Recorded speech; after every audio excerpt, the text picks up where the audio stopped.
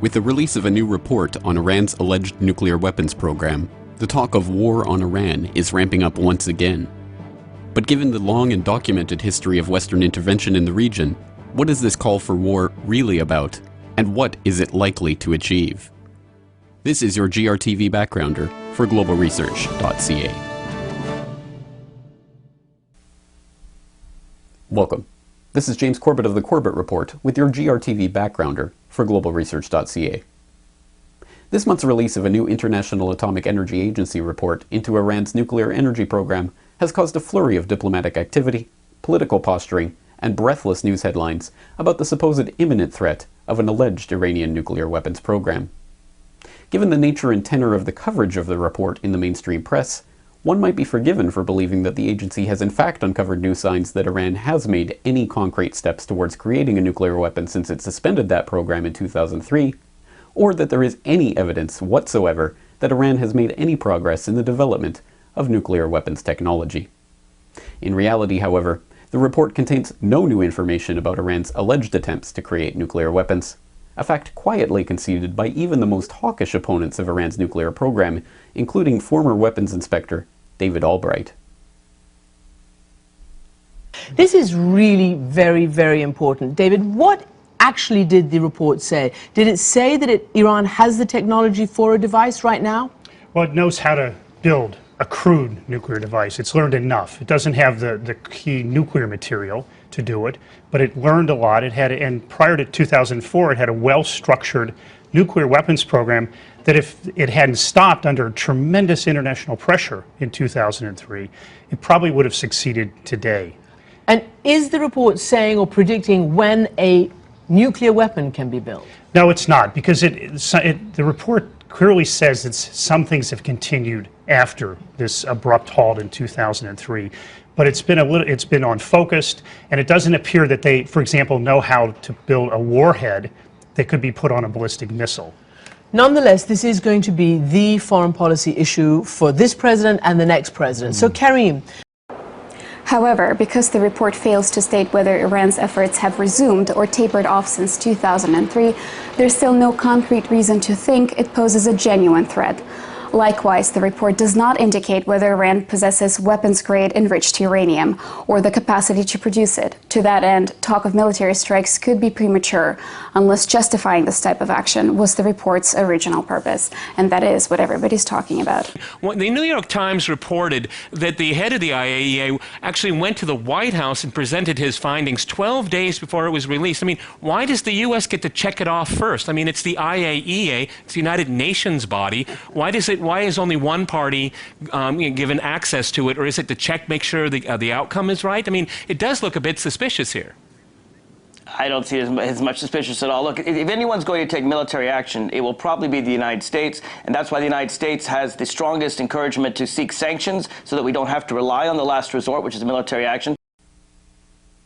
Given the distinct lack of any new evidence whatsoever to support the contention that Iran is in fact developing nuclear weapons, the question may well be asked why this report is being trumpeted so loudly in the press, and why the public is being told there is the need for urgent action on this case. The seeming paradox of an urgent need for action on an issue that has in reality remained static for nearly a decade is resolved when one understands this recent round of fear-mongering as a small part of a much longer history of Western interference in Iranian politics, a history that stretches back for the better part of a century. In 1941, British and Soviet forces executed a joint surprise attack on Iran. The British were concerned about their Anglo-Iranian oil company interests, the Soviets ended up securing petroleum concessions before their withdrawal in 1946, and both were interested in securing the Trans-Iranian Railway for the Allied war effort. When Dr. Mohammad Mossadegh was elected Iranian Prime Minister in 1951, he nationalized the country's oil reserves, thus enraging Britain, whose Anglo-Iranian oil interests were once again threatened. The British began an Iranian oil embargo and secured U.S. help in fomenting a coup that succeeded in overthrowing Mossadegh via a CIA operation codenamed TP Ajax that was led by Kermit Roosevelt Jr., the grandson of the former U.S. President, Teddy Roosevelt. The coup ushered in a new era of brutal dictatorship in which the Shah ruled with an iron fist, protected by the bloody rule of his secret police, the much-dreaded Savak. In 1979, An Islamic revolution led by Ayatollah Khomeini deposed the Shah and installed a new Islamic republic, although reports persist to this day that Khomeini had been protected and promoted by the British, French, and Americans, who had become wary of the Shah's nationalist tendencies.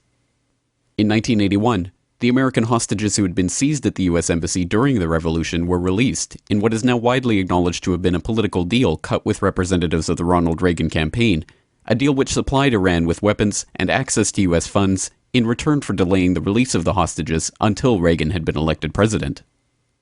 In 1988, American forces shot down an Iranian commercial airliner with two SM-2MR surface-to-air missiles over the Straits of Hormuz, killing all 290 passengers and crew, including 66 children. It had been shot down by an American cruiser which was in Iranian waters at the time of the incident, and the plane had been in Iranian airspace at the time it was destroyed. The U.S. never admitted wrongdoing for the incident, nor so much as apologized, although it did pay a $61.8 million compensation package as a result of International Court of Justice proceedings. In the light of this historical background, the current round of Iranian hysteria has to be seen as only the latest version of a very old story of imperial conquest in Persia, and part of a greater strategy to dominate one of the key countries in the Middle East.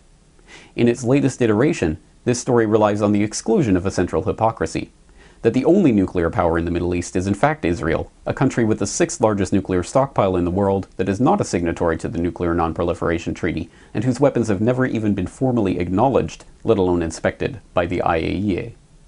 In this story, Israel, the only nuclear power in the region and the largest recipient of US military aid, supposedly faces an existential threat by the idea that one day the Iranian government might actually develop the capability of constructing a single nuclear warhead.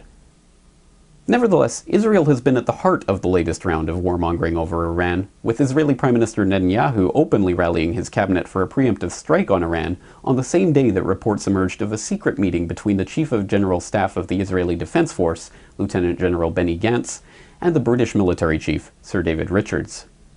Given the growing number of diplomats, intelligence chiefs, and heads of state who have lined up to caution Israel about such a strike, led perhaps most ominously by an increasingly aggressive China, and a Russia that still poses a formidable military threat, many are asking what Israel hopes to gain by starting a conflict that many analysts have noted would be the most dangerous step yet on the path to a full-scale World War III scenario. I had the chance to put that question to investigative journalist Wayne Madsen, who recently penned an article on the issue earlier this week.